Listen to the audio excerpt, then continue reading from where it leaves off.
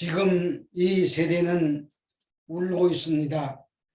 코로나로 인하여 우는 자들로 지구촌이 소란합니다. 소상공인들도 울고 자영업자들도 웁니다. 세상이 내 뜻대로 되지 않아서 울고 내가 원하는 방향으로 흘러가지 않아서 울고 있습니다. 그러나 그 울음은 인간의 근본적인 문제에 대한 울음은 아닙니다. 바람처럼 왔다가 안개처럼 사라져버리는 인간의 가장 절실한 문제는 영원한 사망의 문제입니다. 예수님은 인간의 이 절망적인 문제를 해결해 주시려고 이 땅에 오셨습니다. 그래서 죽으시고 부활하심으로 그 길을 만드셨고 재림하심으로 완성하실 것입니다.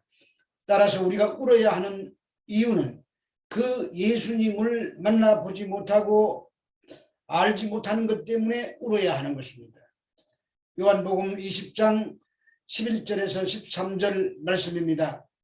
마리아는 무덤 밖에 서서 울고 있더니 울면서 굽으려 무덤 안을 들여다보니 흰옷 입은 두 천사가 예수님의 시체 뉘었던 곳에 하나는 머리편에 하나는 발편에 앉았더라. 천사들이 이르되 여자여 어찌하여 우느냐. 이르되 사람이 내 주님을 옮겨다가 어디 두었는지 내가 알지 못함이니이다. 두 제자는 떠나고 막달라 마리아 혼자만 남아 예수님의 시신이 없어진 것에 대해서 애통하고 있습니다. 여기서 울면서에 해당하는 헬라어 클라이오는 조용히 눈물을 흘리며 우는 울음이 아니라 통곡하는 것을 말합니다. 그때 흰옷 입은 두 천사가 나타납니다. 여자여 어찌하여 우느냐고 묻습니다. 그 질문은 그녀가 어떤 이유로 울고 있는지를 몰라서 묻는 것은 아닙니다. 그것은 예수님의 부활을 믿지 못하는 마리아의 태도에 대한 질책입니다. 서두에 말씀드린 것처럼 지금 온 세상 사람들은 울고 있습니다. 그러나 우리 모두가 정말 울어야 할 일에 대해서는 울지 않습니다. 기뻐해야 할 때는 울고 울어야 할 때는 기뻐하고 있습니다. 내 주님을 옮겨다가 어디에 두었는지 내가 알지 못한다고 합니다. 이것이 우리들의 모습입니다. 주님의 부활에는 관심도 없고 죽은 자에게만 관심이 있습니다. 내가 죽으면 사라질 세상에만 관심이 있습니다. 누가복음 23장 28절에서 29절 말씀입니다. 예수께서 돌이켜 그들을 향하여 이르시되 예루살렘의 딸들아 나를 위하여 울지 말고 너희와 너희 자녀를 위하여 울라. 보라 날이 이르면 사람이 말하기를 잉태하지 못하는 이와 해산하지 못하는 배와 먹이지 못하는 젖이 복이 있다 하리라. 예루살렘의 딸과 여자로 혹은 시온의 딸로 묘사한 것은 이스라엘 민족 전체를 가리키는 말이기도 하지만 오늘날 믿는 성도들을 포함하는 말이기도 합니다. 나를 위하여 울지 말고 너희와 너희 자녀를 위하여 울라고 하십니다.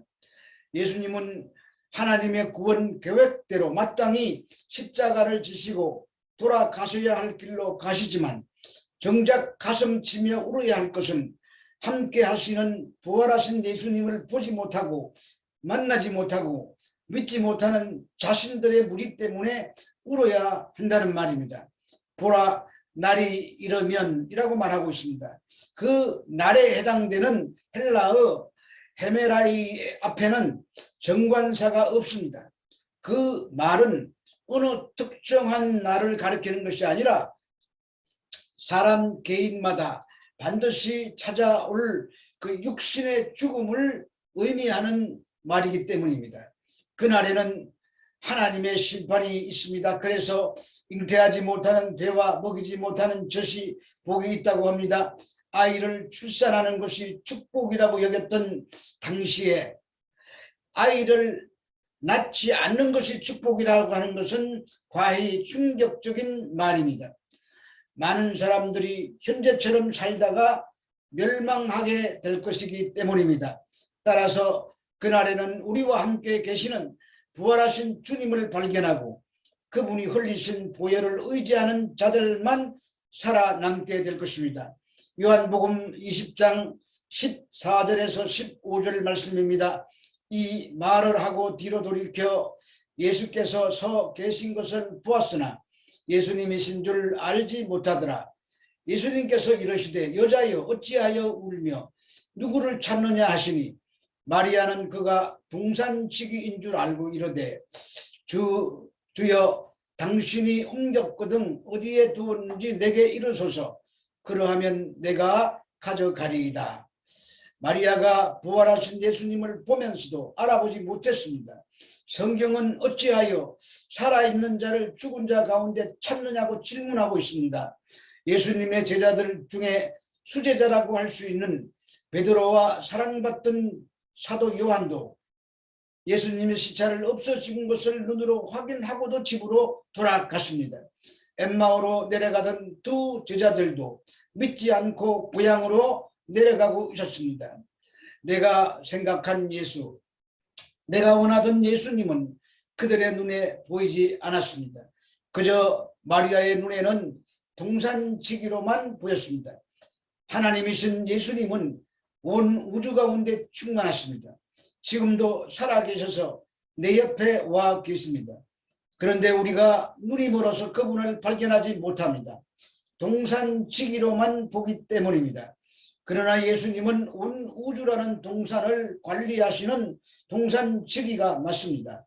그런데 그 동산지기는 내 삶을 풍성하게 해주는 그런 분이 아닙니다. 내가 생각하는 예수, 내가 원하는 복을 주시는 그런 분이 아니기 때문에 여전히 살아계셔서 나를 이끌어 가시고 역사를 주관하시는 예수님을 보지 못하고 있는 것입니다.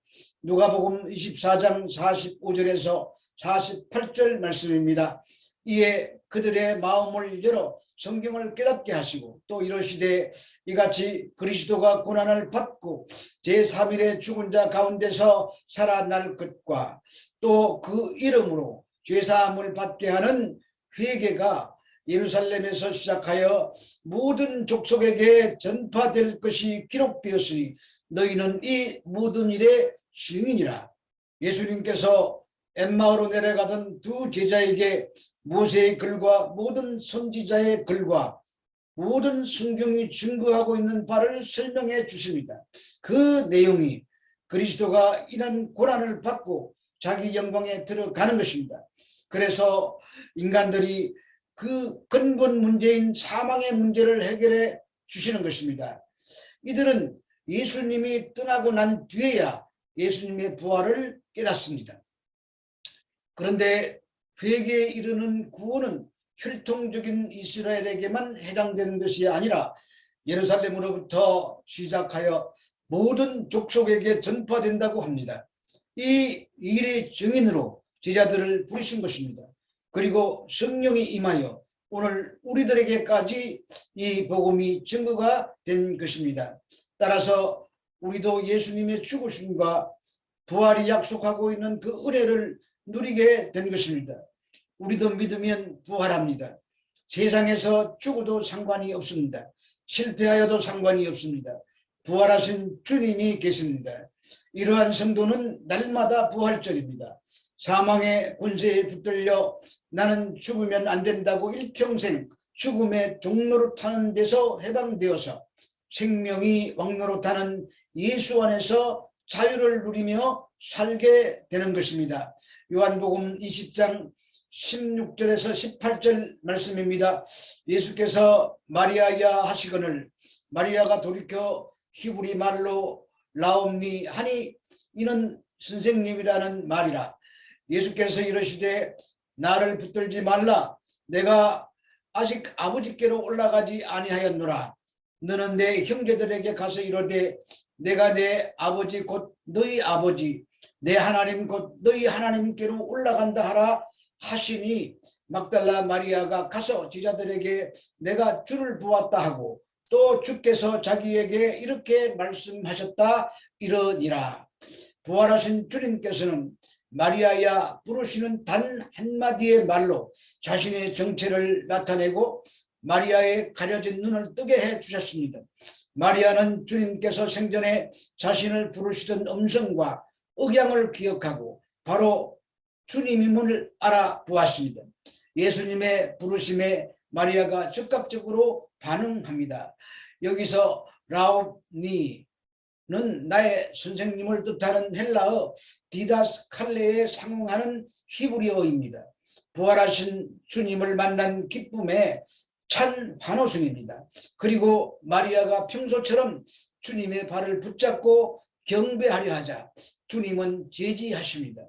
그것은 예수님께서 마리아가 예수님을 생전의 모습으로 돌아왔다고 여기는 인식을 바꾸려는 것입니다.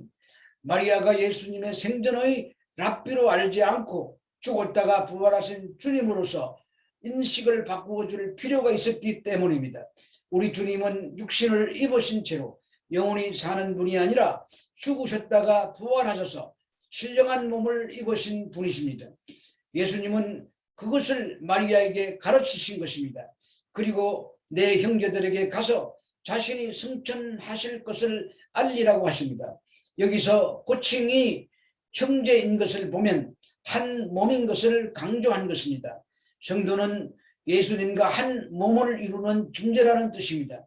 그리고 예수님께서 승천하시는 것은 매우 중요합니다. 그것은 예수님의 순환으로 시작된 구원의 완성이고 다시 오실 것을 전제한 것이기 때문입니다. 그래서 예수님은 성령으로 이미 오셨고 마지막 날에는 재림하심으로 신령한 육체를 입고 오셔서 우리의 육체를 부활에 이르게 하실 것입니다. 그러므로 이것을 믿는 성도라면 울어서는 안 됩니다. 기뻐하고 즐거워해야 하는 것입니다. 로마서 4장 25절 말씀입니다. 예수는 우리가 범한 것 때문에 내 줌이 되고 또한 우리를 의롭다 하시기 위하여 살아나셨느니라. 예수님의 죽으심과 부활이 우리의 범죄와 의롭다 하심과 연관이 있는 것입니다. 우리들의 죄는 사람의 그 어떠한 선행과 노력으로도 해결할 수가 없습니다. 이미 죄가 왕노릇하고 있기 때문입니다. 그래서 죄 가운데서 태어나서 죄 가운데서 살다가 죄의 삭신 사망을 당할 수밖에 없는 것입니다. 그러나 우리 주님의 죽으심과 부활이 능력이 되어서 죄를 없이 하고 다시 살아나심으로 우리들에게 의가 주어진 것입니다. 이 사실을 알고 믿고 있다는 것이 얼마나 큰 복인지 알아가는 삶이 성도의 삶이고 신앙생활인 것입니다. 주님의 죽으심과 부활이 우리에게 산 소망이 되었습니다. 이 소망으로 우리가 썩지 아니하고 더럽지 아니하고 죄하지 않는 기업을 받을 것입니다. 그러므로 성도는 닥치는 여러 가지 시험과 근심으로 인하여 울지 말고 기쁨으로 살아가야 할 것입니다.